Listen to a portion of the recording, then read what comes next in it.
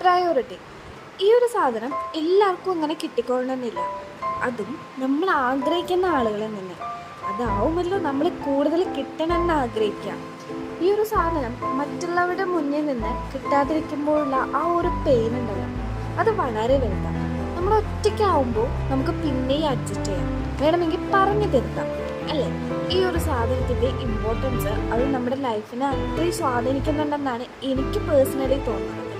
അതായത് നമ്മുടെ ഇമോഷൻസിനെയും ഫീലിങ്സിനെയും ഒക്കെ നന്നായിട്ട് ചിലപ്പോൾ ഇത് ബാധിക്കും.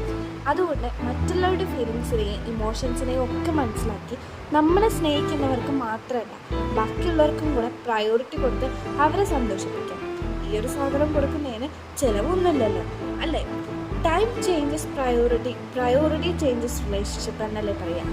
സോ റിലേഷൻഷിപ്പിൽ നമ്മൾ കൂടുതൽ പ്രയോറിറ്റി കൊടുക്കാം. അപ്പോൾ ഇത്രയേ ഉള്ളൂ. ഇഷ്ടപ്പെട്ടെങ്കിൽ like, share, subscribe. Thank you.